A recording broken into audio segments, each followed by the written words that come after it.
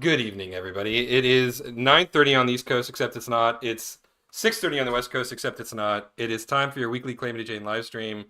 James, this is take three of our pre-recorded live stream for the week, and I guess I'm glad that it is pre-recorded because I have screwed up multiple times on my end, and I believe this time it's working though. Yeah, so I guess it was a good day to kind of pick doing a pre-record because normally everything is smooth sailing, but we have some rough waters, so what? Yeah, It's yeah, I guess the universe wanted us to make sure we pre-recorded today, yeah. as I well guess as so. as well as the NBA. The reason why we're doing a pre-record is because I actually wanted to watch an NBA game tonight. Right, right. I know that's foreign to you. Yeah, how do you spell NBA? Is it That's close ENNBAYAYE? enough. Is that how is it? I don't understand. What's that word mean? I don't understand. Yeah, it's okay. It won't matter, and it'll just float away into the universe for you anyway, because I know you're not Yes. into sports all that No, much. no, But no. the Boston Celtics are playing the Dallas Mavericks tonight. It's a best of seven Hmm. championship series of And this is sorts, the and last game? this could potentially be the last game that Boston wins. So really, what comes down to is then I could text our good friend Kevin, either congratulations or talk a little bit of trash to him if they lose tonight and Yeah. do a choke job and let Dallas win another game. So we'll see what happens. But yeah, so we're doing a pre-record tonight because I can kind of get ahead of it and then I can eat some nachos later and just kind of yuck it up at the TV a little bit. That That was sounds part of the plan. that sounds brilliant. It's interesting. I know well, before we go back and launch deep into all of this, what are we working on tonight? So looks like I'm already screen sharing, so you see that stuff, right? Yeah, I do. Yeah. Okay. So I will be working on Wanda here side.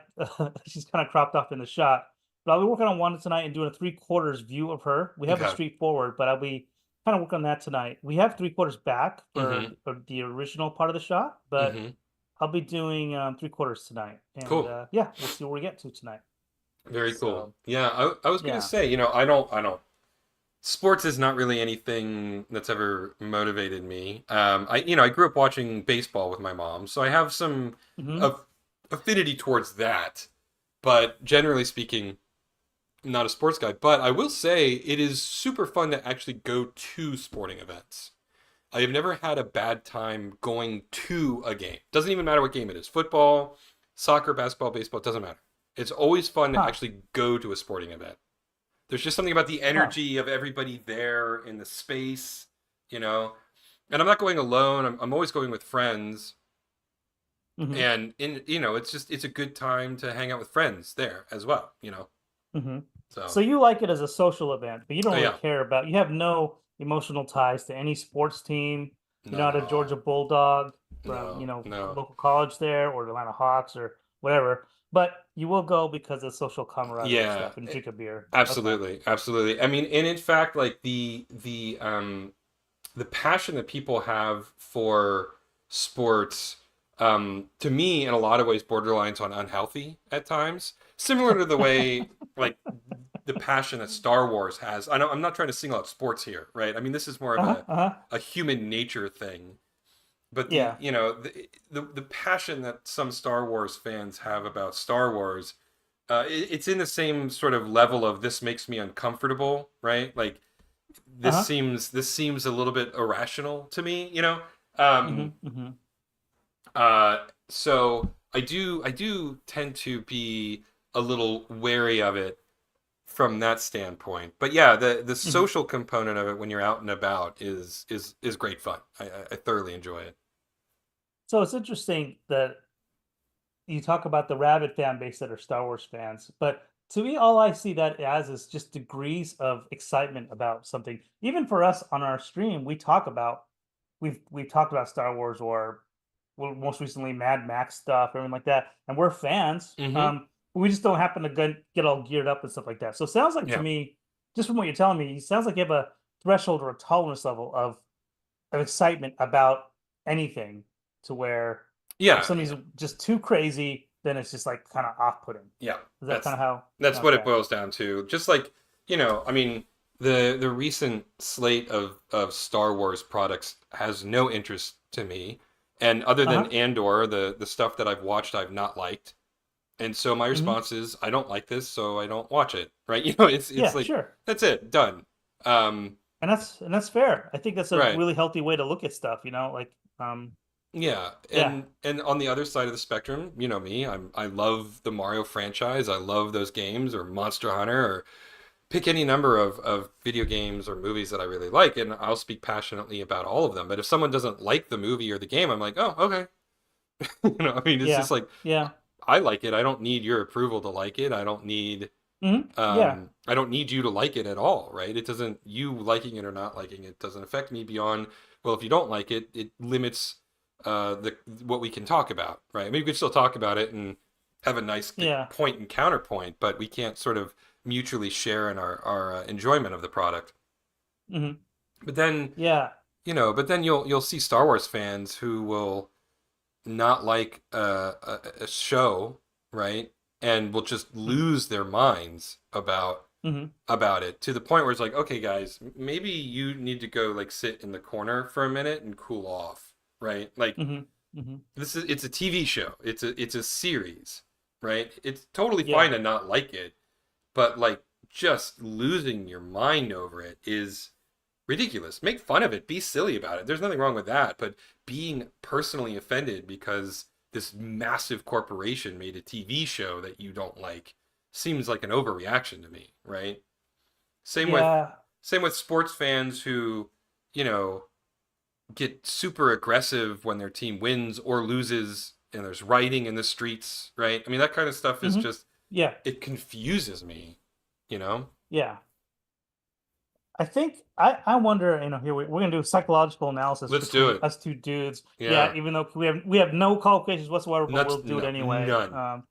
Yeah, but I think it all stems from childhood. I think when you have a lot of early memories about stuff, what you Hmm. love to eat, what you love to go do, all that kind of stuff.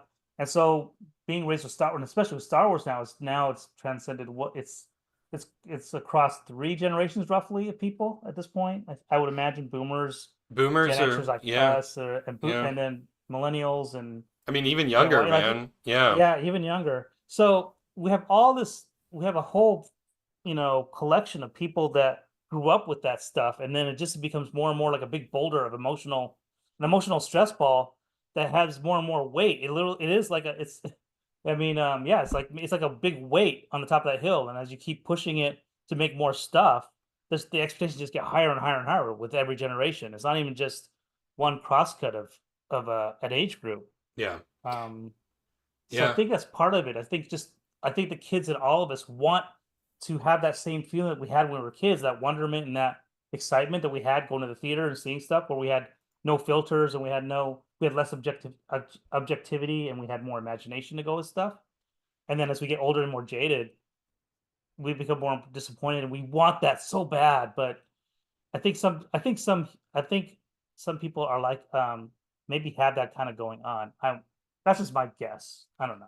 I also think that there's a parasocial relationship component to it. Mhm, mhm, mhm. Um, in a similar vein where people will follow celebrities on Instagram and comment on their pictures as if those celebrities actually look at those Instagram accounts, which of course they don't, you know. Um, Mhm. every photo is perfectly curated. I mean, a celebrity's not going to let a photo they don't approve of show up on social media. That's just not going to happen. I mean, people have gotten divorced over that. I mean, like, anyway, the the same can be said about some of these properties. I mean, some of these people grew up with Star Wars. Like, they never existed in a world. I mean, I've never existed in a world where Star Wars didn't exist, right? Yeah. And I liked Star Wars. I liked the original trilogy. I liked the prequel trilogy. But somewhere around the early 2000s, I read all of the early generation expanded universe books, right? The Mhm, mhm. Heir to the Empire trilogy Yeah. and Kevin J. The Anderson's Timothy run, and is it Timothy Zahn? Is that the Timothy one, the Zahn. Zahn Yeah, novels? yeah, that's right. Yeah, Those were yeah. great. I mean, that's where Mhm. Grand Admiral Thrawn came from, and he, Yeah, they've lifted him out of something that is no longer even considered canon anymore, right? yeah. Um, but it was somewhere around the early 2000s where I started noticing that fans of Star Wars seem to have a sense of ownership over what Mm-hmm. Star Wars was supposed to be, right? And when the with the advent of things like YouTube and the internet, you know, in a larger sense, you'd start seeing videos of like, here's how Star Wars should have been. Oh, really? Should it have been Yeah. that, or is it just how you wanted it to be, right? Yeah. Yeah. Um, and um, it is it, it really started to turn me off, right? Now I was bummed because the fandom sort of made the Star Wars made the Star Wars. Jesus, I sound so old. That was not on purpose. The fandom made Star Wars into something that I no longer wanted to participate in, right? And I Uh-huh. was kind of sad by that because I'd read all these books and I'd watched all these movies. But the truth is you know, as I have always had, I had a million hobbies, so I just did other things. I watched other movies. I played other video games, you know, Mm-hmm. um, and I moved on. And then The Force Awakens came out, and that started up a whole new generation of culture wars around Star Wars. Sure. And then Great Britain started recognizing Jedi as a religion on their official paperworks. You know, Oh, what? I didn't know yeah, that. yeah. You That's can list interesting. your religion as Jedi on official documentation in Great Wow. Britain. Okay. All And I'm right. like, wow, this is really not for me anymore, right? But I get the sense, you know, speaking this, and this is obviously anecdotal. This is just my experience. I can't speak to the world at large, but Mm-hmm. the people who are the most upset about Star Wars changing are the ones who feel like they have some ownership of it. And their response is one of a lack of control Mm-hmm. because this thing that they feel like they're a part of is changing in a way that they don't like and they have no say in it. Right? And that's the sense that I get, at least personally. Mm-hmm. Um, Yeah, but where do they get that illusion of thinking that they had any ability to change anything at all growing up with it? You know, that's the thing I don't understand is yeah, it's almost like they want their, some fans, and of course it's not all no, fans, no, no. but some fans want their minds read and they want the content that's new to reflect that. And Hmm.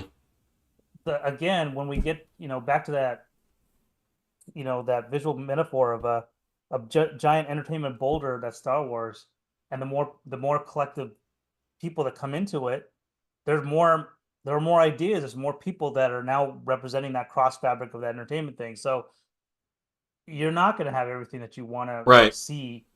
You know, Yeah, and I think to expand on that point, a friend of mine once said to me, I was complaining about some movie that I didn't like. hmm And, you know, he said, yeah, I totally get it, but isn't it possible that they didn't make this movie with you in mind? Isn't it that's possible true. that they Yeah, made this movie with a yeah. different audience in mind? I'm like, oh wow, yeah, you're totally right. I didn't like it, hmm and it's okay that I didn't like it, right? But it strikes me that yeah, maybe they decided to go in a different direction, and it's possible that you don't like the direction that they went in, and that is a perfectly reasonable opinion to have, and it's a perfectly reasonable thing to complain about. But hmm at a certain point, you know, you have to accept that sometimes things change in ways that you don't want them to, you know? Yeah, yeah. Um, I mean, I wasn't alive, but do I wish that the Beatles made more music before they split up in 1970? Sure. I always, you know, I thought McCartney and I thought all those guys were better together than they were apart. You know, Sure. um, but you know, they did. They broke up, and that's life, right? And I just don't think some people, and I think that goes into another component of it.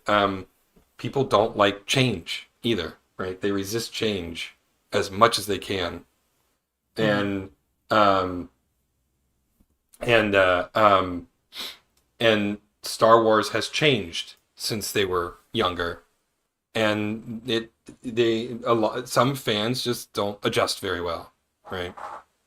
Yeah. Um, but what's if I don't know.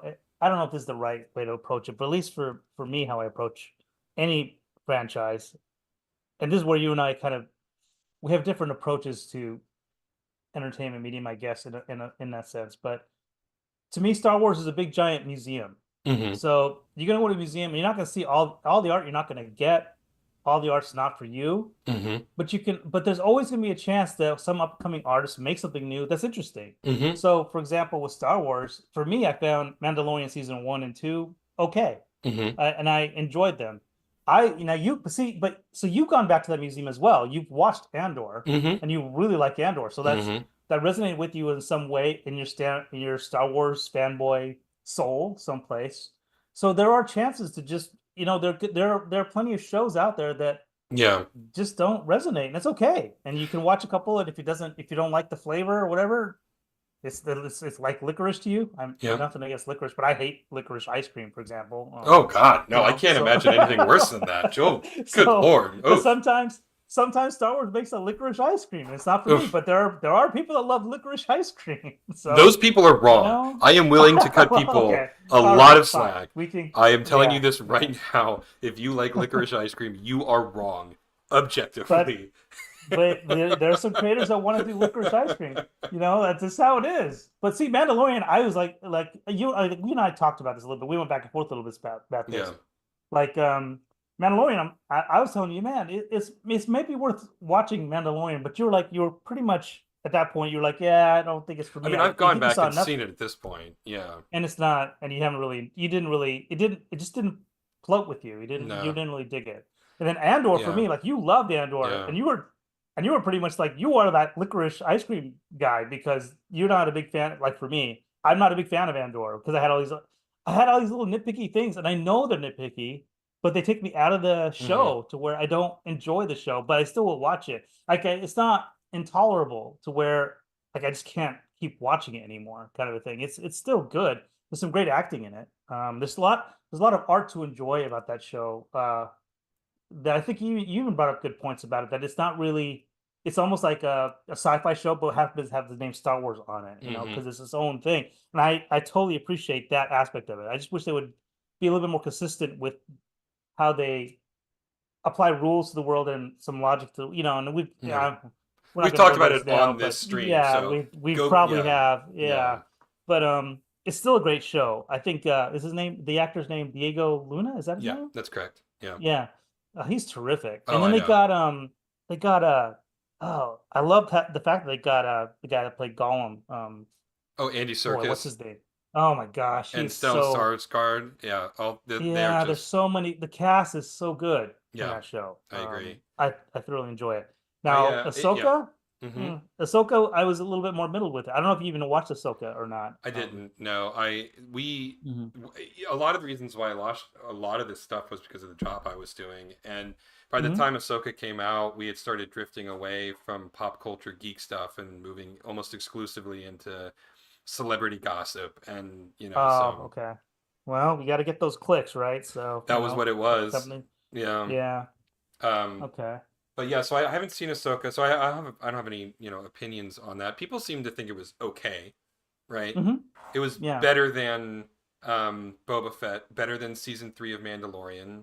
Not as Hmm. good as season 1 or 2 of Mandalorian. And Andor is Hmm. sort of this interesting beast. It sort of stands out on its own. I mean, to me, partly because it's not really Star Wars. I mean, they use TIE fighters, they use the Death Star, they reference the jargon of Star Wars, Yeah. but there is nothing about that show, in my opinion, that is really like Star Wars within the larger canon of this very bloated fiction now, Hmm. which I think is another thing. Um, I totally agree with you. Being able to pick and choose what you like and don't like, I think that's great. I am a self-avowed, very openly, a Nintendo fanboy, right? I mean, I don't think Uh-huh. Oh anybody is going to yeah. accuse Yeah. me otherwise. There's plenty of Nintendo games I don't like, right? Yeah. You Yeah. know? But that doesn't steer you away from anything with the name Nintendo on it. Exactly. You will give it a go. Exactly. Exactly. And Yeah. but the sense that I get though from a lot of Star Wars fans, and this is just me speculating at this point, no one has ever actually Hmm. explicitly told me this, but the sense that I get is because they love Star Wars, all Star Wars should be palatable The to same them. level. Yeah, Yeah. yeah, exactly. Yeah. And I think what you're saying is 100% true, that you should be able to go, well, I like this aspect of Star Wars, but I don't like this aspect of Star Wars. And I think that a lot of the more really aggressive fans believe that all of Star Wars should cater to them, right? Yeah. Like And it's fun. yeah, go ahead. I was gonna say it's funny. Like I kind of, I understand the plight of this of the super fans in a way because I was kind of like that. Like back when this is years ago when Michael Bay got his his mangled hands on Transformers.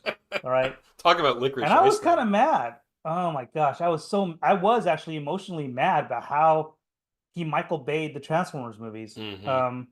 But I realized, like, at least, for me, what's the point of getting all angry about this? It's just another iteration of it, by his vision. There's nothing that's changing the 80s versions of Transformers where they originated from. Sure. Nothing will ever change that. They're in Right. there for history. Right. Nothing will ever change Luke Skywalker. Like you could write all kinds, like I think right now there's a whole hullabaloo about, well, the force has changed with this acolyte show. I haven't watched it. I haven't watched it either. I have But no opinion. yeah, yeah, no opinion on it. But like they have that. But I have seen blurbs here and there. Like people are upset. The force has Hmm. changed. They call it the thread. Like who cares? It's just a word. Like you don't have to care. You can still go Yeah. back and watch Mark Hamill and Harrison Ford and watch Star Wars New Hope and go, yeah, So there's the force I know and yeah, and enjoy it. I don't. this is the bit where it gets a little complicated. Again, I have no Mm-hmm, stake in the Acolyte. If it's good or bad, I mm-hmm, haven't seen it. I can't pass judgment on a show I haven't seen. The mm-hmm. one thing I will say that I think if I were still a fan of Star Wars would bother me is the Yeah. trivializing the origins of Anakin's birth, right? Uh So huh. these twins character, and I don't know anything about it beyond that they're twins, were also Uh huh. born under a similar sort of virgin birth scenario. Mm-hmm. And that Yeah, I got that same unravels, understanding. yeah, it unravels a very significant piece of the fiction of the larger Star Wars universe. Um, So, okay. because the I think, yeah, I get the sense a lot of fans are upset about that, I Yeah. guess. So, I mean, So, I don't care, but yeah. I can see that at least that specific point. I'm sort of like, yeah, I agree. But I'm also a guy who's like, they should never have brought back Jason Todd. Like, they should have left him dead, you know? Oh, Yeah. yeah. So, Let's we got to bookmark that for a second. yeah, But to go that's back a to this whole other whole conversation. But that's a yeah, whole other conversation. But back to this whole thing about the Immaculate Conception thing with the twins. For yeah, me, like when I first heard that, I thought, oh, that's interesting. So that means that Force cycles through stuff, and then like another random, Immaculate Conception thing will kind of happen. I found that kind of cool. But again, but I yeah, don't watch the show. I found yeah, that yeah, interesting. Oh, and they're twins. I love. There's something. You know what? They're at least for me. Like when you see twins out in the real world, like I'm like, wow, twins. Like I don't know. yeah, I think we as humans like still kind of do the. At least I do. Don't think, oh, yeah, that's cool, twins. yeah. So I thought that was kind of an interesting spin. I didn't, but I was nonplussed by it. At least for me. Like I don't consider because they at this point, and here's how I came to this conclusion: Darth Vader was a sacred villain to me for a long time until they kept adding more and more to his lore and Yep, taking the mystery out of him. yep. I Then he agree. became more and more stupid, Yep, I especially totally after. agree. And I wasted my time watching that Ben Kenobi show. I hated that show. Yeah, I And didn't care then when for it. Darth Vader was throwing boulders on him and then like doing really lame Force stuff and couldn't escape fire, I stopped caring about anything about his lore because of all the content they've made since then. The mystique and lore is still there. If I watch Empire Strikes Back or Yeah. Star Wars when he opens the door, all that stuff is great. But the lore has changed so much that he's not special anymore. So when they did this whole Force thing or thread thing or whatever they call it, and they made twins, I thought, oh, okay, that's cool. Yeah. Why not? Like he's not sacred anymore. He's become a bumbling idiot villain. Like I've seen enough of him to know I don't fear him as much anymore. Yeah. His Force choke, all that mystery stuff was was gone with. Especially, I know you haven't watched Obi-Wan Kenobi, but No, no, oh I did watch it. god, It was not good. oh you did. Well, I mean, I Oh watched all the scenes that gosh, you're talking about. Yeah. yeah, and it Yeah. just it made me so. But that kind of it did get me fanboy angry a little bit, but I did get myself objectively out of it and go, well, it's just not the show I want to watch, and I don't. It's okay. I'll just wait for something else, and then Yeah. Mandalorian, whatever they're gonna do, I'll watch. little bit of it, and then I'll hit the eject button if I need to. That's something I learned from you from playing games. Yeah, You always know, hit the by the eject way, button. Yeah, you always always hit hit the the eject. eject button if you need to. Yep. It's not a big deal. You I've know. got so many other things to do, right? I have no problems Yeah. hitting the eject button. None at all. Yeah. I just Yeah. don't buy into the sunk cost fallacy. But you know, Yeah. I try to put myself in their shoes sometimes, everybody's Hmm. shoes, as much Sure. as I can. Sure. Obviously, I have massive blind spots everywhere. Everybody does, but you do your best to genuinely hear people's complaints. And I guess the way I would equate it, you know, I really, really liked Lord of the Rings, right? Uh-huh. And the Sure. book, not the movie. Let's talk about the books, right? Well, I mean, the movies are a Hmm. huge commitment of time too. So let's say I really love the Lord of the Rings, and then Christopher Tolkien decides he's Hmm. going to write a sequel to the Lord of the Rings, and it turns out Sauron wasn't dead after all, and he comes back for round two. I would be incensed. I would be like, no, don't. That's really dumb. Like, don't do that. You know, like, Yeah. Yeah. you know, and I wouldn't read it, almost certainly, because Hmm. why? But I get it. I invested so much time reading those books, right, and reading the Hmm. Hmm. Silmarillion, and you know, I don't have it Hmm. anymore, but I used to have like the Middle Earth Atlas that had all the maps and stuff because it was really interesting to think about that. And if a Hmm. different creator came in and mucked around in something that I had spent a lot of time on, and then I'm being told, no, no, no, this is fact now. This is what the actual story is now. Yeah, I'd be kind of hurt, you know. Yeah. Um, um, Yeah. I have I, no stake in I, Star Wars, so it doesn't bother me. But you know, I really enjoyed reading Lord of the Rings, and so I was like, okay, yeah, I can see that. but here's the on the flip side of that. I mean, to me, I can apply Yeah, the same kind of emotional distance to it.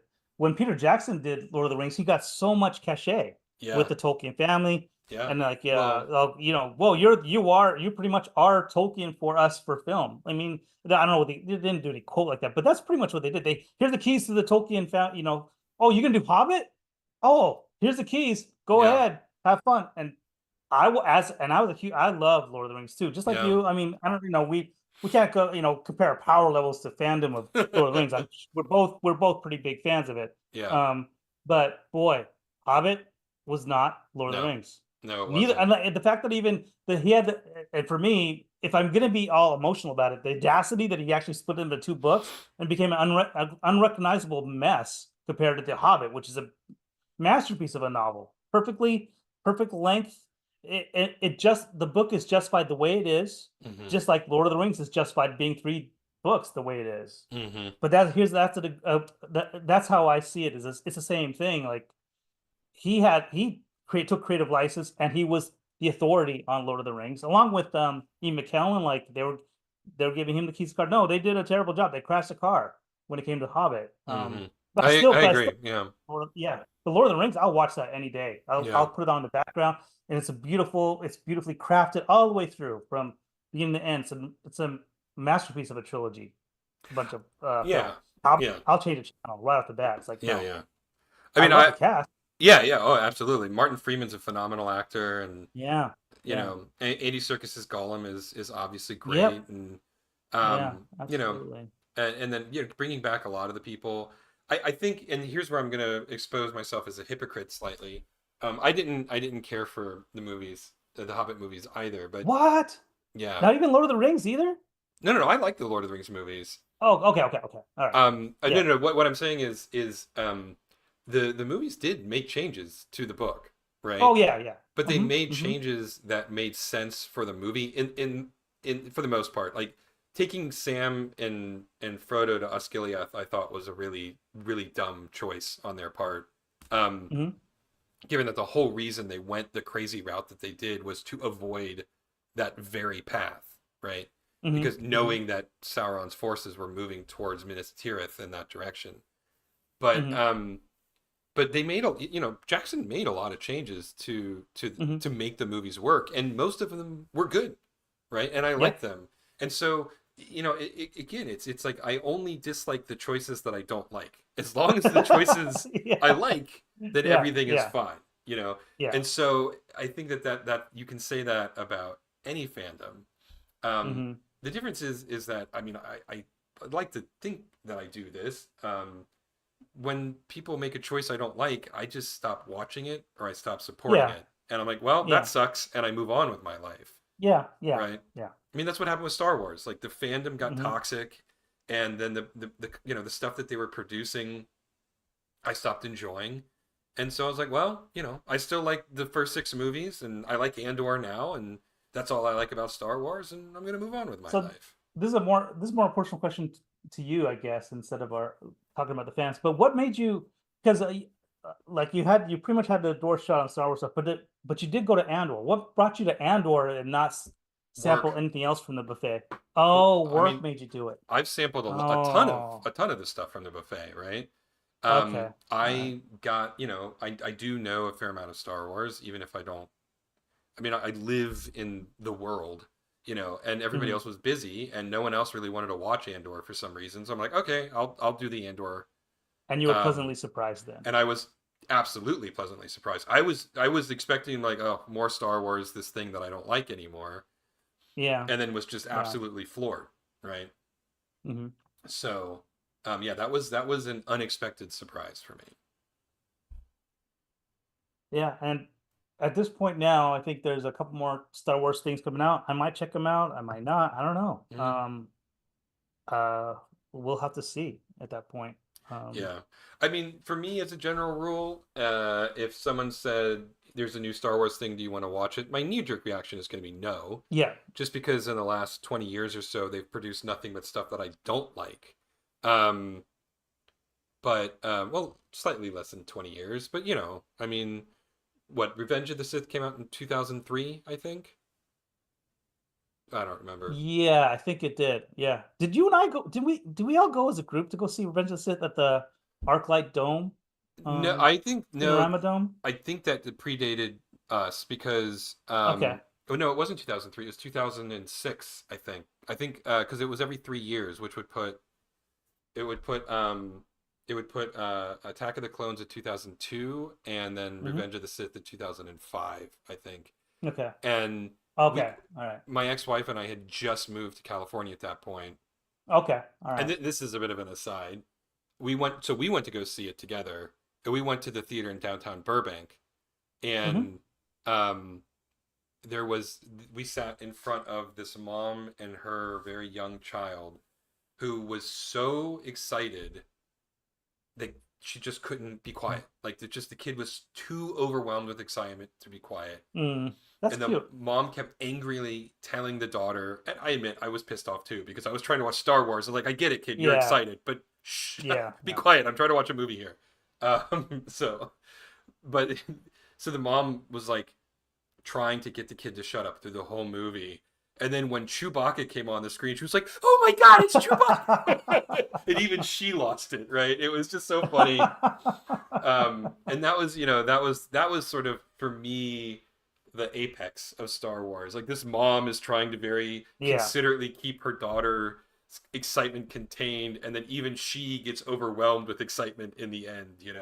Yeah. Um, I think that's a perfect sampling of Star Wars fans. Like that child, like that what she has there, she'll always have that. And yeah, now we fast forward years now. I wonder where she's at now with Star Wars. You know maybe what I big mean? fan. I mean, I don't know. Yeah. I Or maybe I'm she's jaded. Maybe she hates everything that's happened because nothing will ever match yeah, that fandom that she had yeah, as a kid, you know?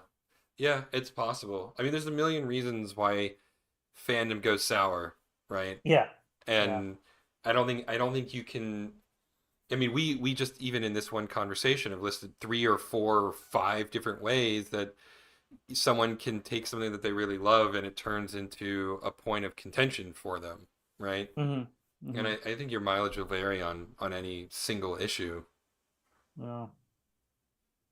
Well, I was gonna say I kind of I can keep working a little bit, but I think I'm in a good spot. Like it's kind of funny. Okay. I kind of got caught up in the Star Wars stuff, but we did we did get in. I kind of went pretty. I was kind of surprised how fast I was able to get Wanda finished, but her three-quarter views here. So now Mm-hmm. we pretty much have her built out for a library Cool. source to use her across. And so I put it in there, and then I used the mayor we did last week. I dropped Mm-hmm. them in here, and I might adjust the pose here a little bit. But for Calamity Jane, I might there's other poses of her like this that I've kind of already done. I'm gonna have to go through and maybe start building out the scene a little bit more. But Mm-hmm. yeah, we're in a pretty good spot Okay. All right. for tonight's stream. Perfect. Well, I guess we'll call it there. Thanks for tuning in, everybody. You can check us out at calamityjane.rocks. That'll take you to our Patreon site. Please consider becoming a subscriber and helping us make this cartoon a reality. You can also find us on Facebook and YouTube, which presumably you already have because you're watching the stream right now. We're also on Instagram at Calamity Jane Salamander. So head on over there, check us out. Life has been sort of chaotic right now, so I've not been doing a very good job of updating the site, but things should be calming down, and I'll get back into my routine. Um, and yeah, we post like concept art and we talk about it a little bit, just fun stuff. Anyway, that'll be about it for the night. We should be back next week, barring any more sports ball sporting event moments. It should Um, be wrapped up by then. We're good. it's all good. Or life things also happen all the Mhm. time. But otherwise, all things remaining equal, we'll be back here at the same Calamity time, same Calamity channel. Till then, stay safe out there, everybody, and we'll talk to you next week. Good night. Good night.